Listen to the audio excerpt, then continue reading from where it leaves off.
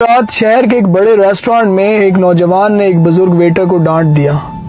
وہ اونچی آواز میں یوں انگلی کا اشارہ کر کے بدتمیزی کی تمام حدیں پار کرتا جا رہا تھا اور دوسری طرف وہ بزرگ ہاتھ باندھے، ٹائی کوٹ لگائے، سر کو جھکائے بس یہی بولے جا رہے تھے، sorry sir, very sorry sir.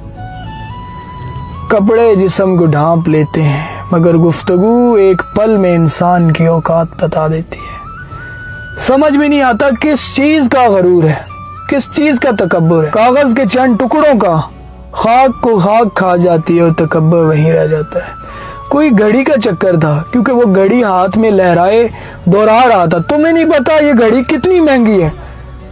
تب میں سوچ رہا تھا خدا مہنگی گھڑی سب کو دے پر مشکل گھڑی کسی کو نہ دے۔ یہ 3 عادات بدل لیجئے اور آپ کی زندگی بدل جائے گی۔ پہلی، سمجھنے کے لیے دوسروں کو سنیے، نہ کہ ان کو جواب دینے کے لیے سنیے۔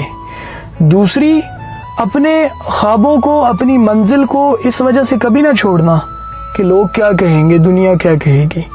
اور تیسری، ہر جگہ خود کو ثابت کرنا چھوڑ دیجیے کیونکہ ہر انسان آپ سے مختلف ہے۔